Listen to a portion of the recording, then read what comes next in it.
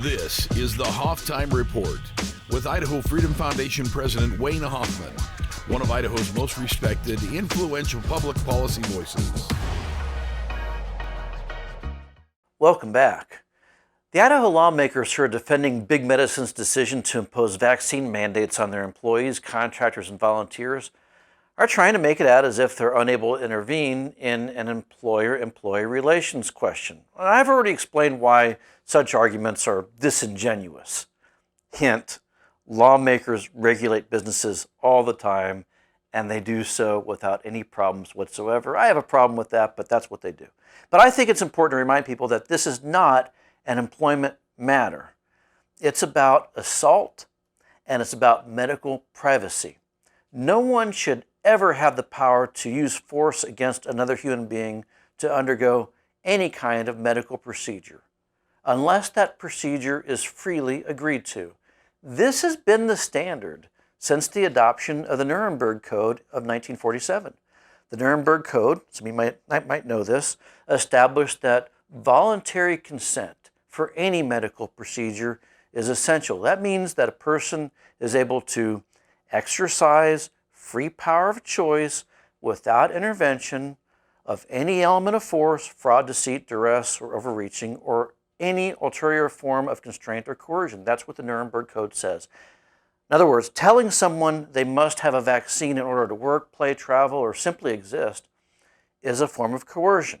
It's easy enough to see how coercion could be viewed as a form of assault.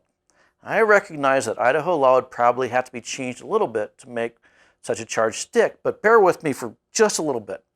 Say you're walking down the street and a random stranger orders you to put something in your body as a condition for you to keep on going about your way. You're under duress. You can't proceed unless you agree to the medical procedure. Now, would that be much different from a stranger sticking you with a hot iron and branding you or roughing you up a little bit? Would it be okay for a business concerned about employee pregnancies to force folks to be sterilized? There's nothing special or sacrosanct about the use of force against a person because it's happening in a freaking workplace. Additionally, no one should have the power to make you surrender your medical privacy as a condition of employment, travel, assembly, or housing. No one should have the power to make you reveal what vaccines you've had or haven't had, or what medical ailments you suffer from. And no one should be forced to wear a special name badge, a bracelet, or other markers in order to distinguish them as vaccinated or unvaccinated.